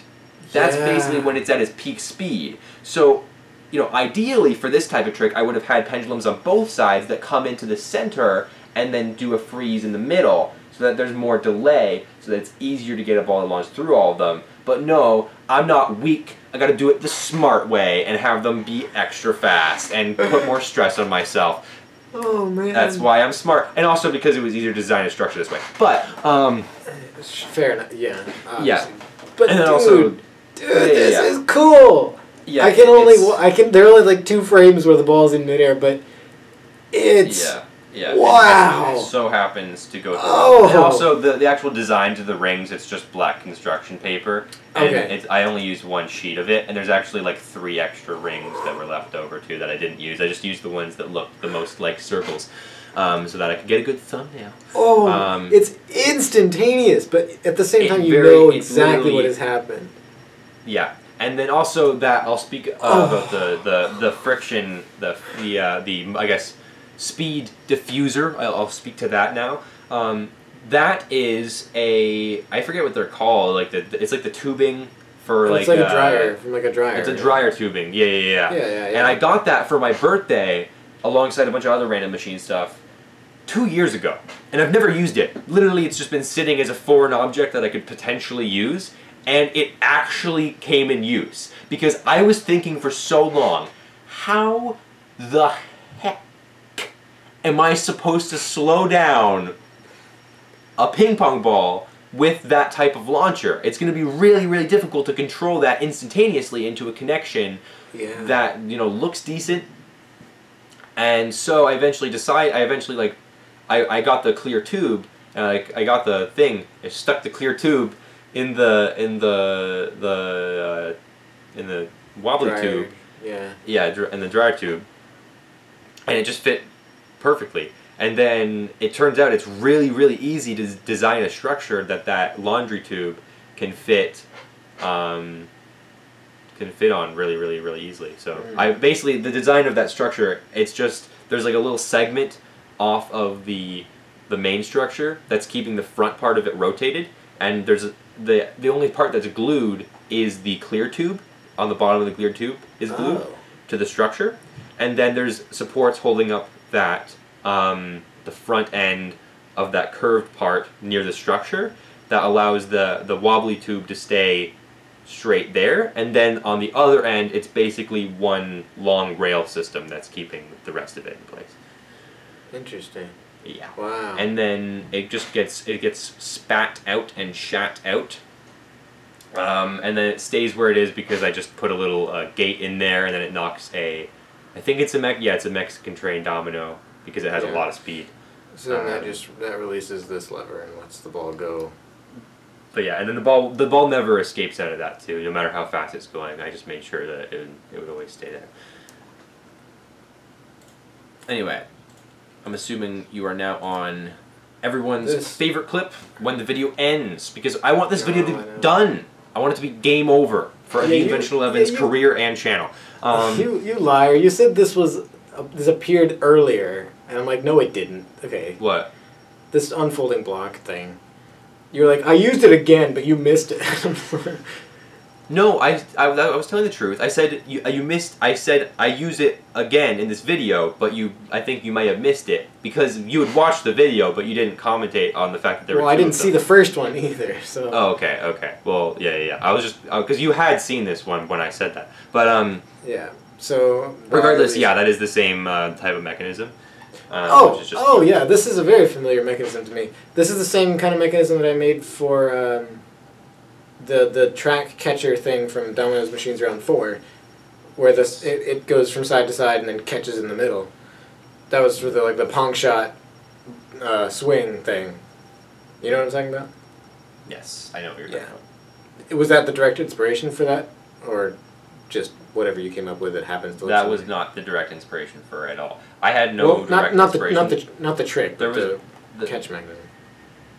No, there was no inspiration for any of this besides just me building and me wanting to do a pendulum motion for the sign. That was basically it. I just wanted to do a sign thing that would go back and forth and then latch on, just so that it would showcase like a typical pendulum, which is a back and forth. And also, speaking on that, you notice that a lot of the pendulum in this video are more sort of swings. They're technically still pendulums, obviously, but they're not like the traditional type of pendulum where it's back and forth or spinning in a circle or whatever.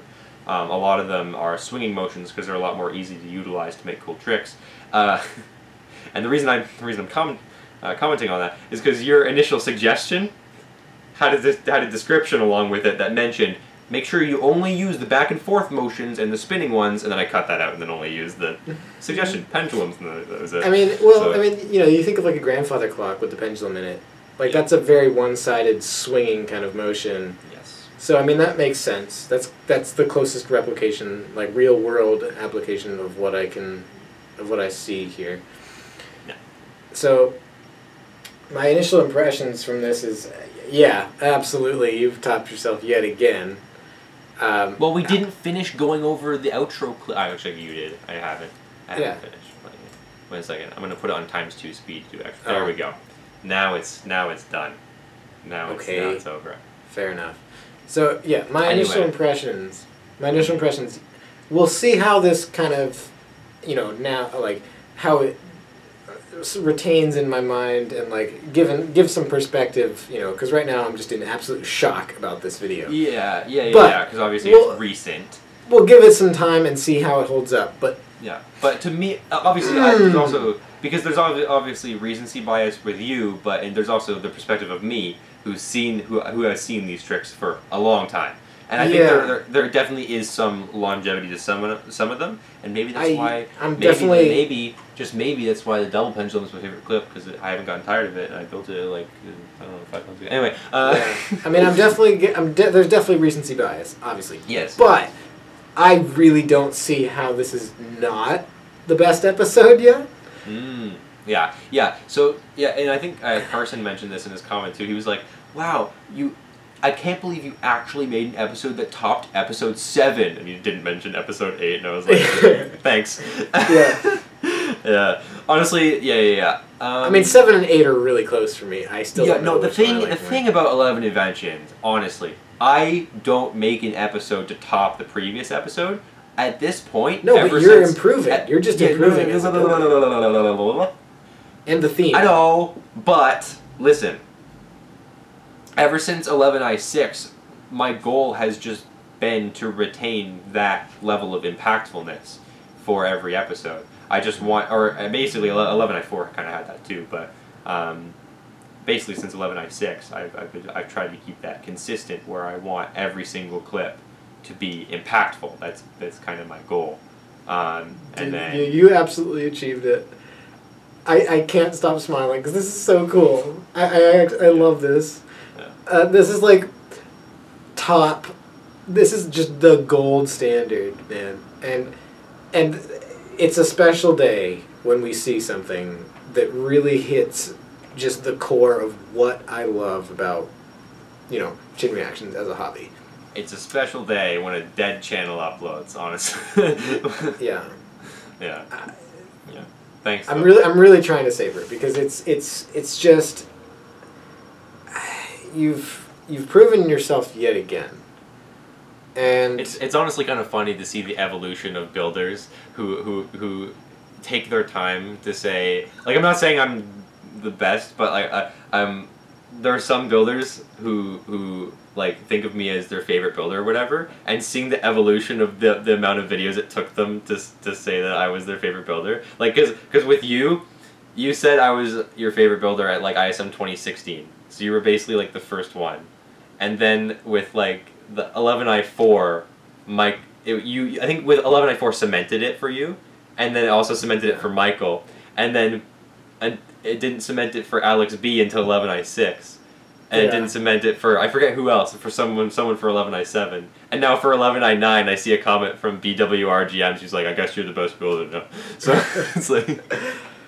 I don't think I don't even think there's a competition. I don't want it to be a competition in all Well, honesty. I don't. I 100. Yeah. Okay. Well, first of all, yes, I 100% don't want it to be a competition either. But I mean, come on. Like, I want to stress one thing in particular, and it's not just that you've mastered the extreme intricacies of machine building. And it's not just that you've mastered the aesthetics and the visuals of it, because even that alone sets you far apart from a lot of other builders, myself included. I don't put nearly as much emphasis on that as you do, or as I should. I wouldn't be too hard on yourself on that. I think you've certainly. Yeah. I mean, I excel at certain things. Yeah. But what you've done, just this video, but not just this video, but recently. It is really proven that you've excelled at both of those things. Aesthetics and mechanics. Yeah, well, that's kind of what I've always been about, is like I've always been pretty equal on both the artistic side and mechanical side, because I'm like literally as a person, I am very artistic, but I'm also very mechanically inclined. So that's always been factors for me in terms of like what machine tricks I like, and in terms of what I like to build and what I like to see.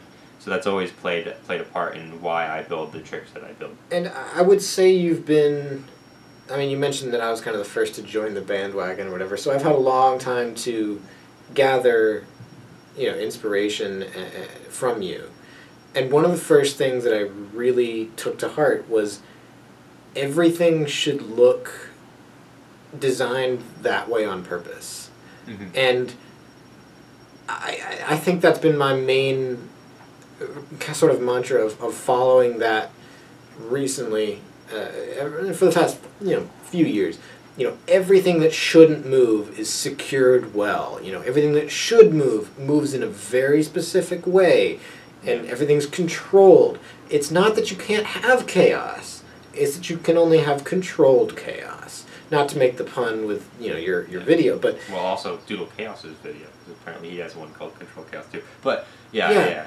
But that's been the hallmark of your style, and for me at least, the main thing that you've inspired me to do. And I think this is just a masterclass of that. It's seriously. Yeah.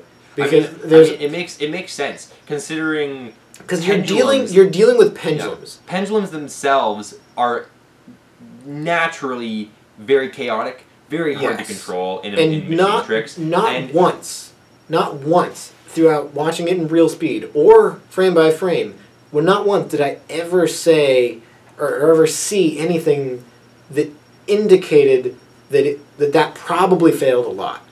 You obviously told me that the clip that had the double resetting unwinding pole thing. Obviously, based on my own machine building experience, I can tell that one would have been really unreliable. But nothing about the clip itself indicates that. And that's remarkable to me. That's because when I'm making the tricks themselves, I don't really have a good idea of how reliable they're going to be. I just know that I need to design them to look like they're going to work. Not just, mainly for me, for consistency, but I guess that obviously translates to the audience as well. Because, And, you've got a distinct style, too. I mean, that's a really obvious observation, but I mean, it's so clean, and it's so good. Yeah, I try. It's so good. I try to make it clean. And honestly, it's also been because like, I feel like I've cared more and more over time about like really putting an effort into machines. Like basically ever since.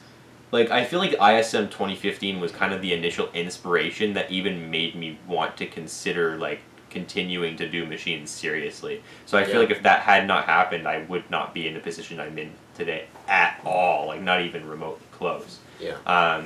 So I feel like it's just that just kind of set me off on an inspiration wheel where I just kind of wanted to give it a gong or Yeah. yeah. I mean, there's just so many things. We could talk for hours about it.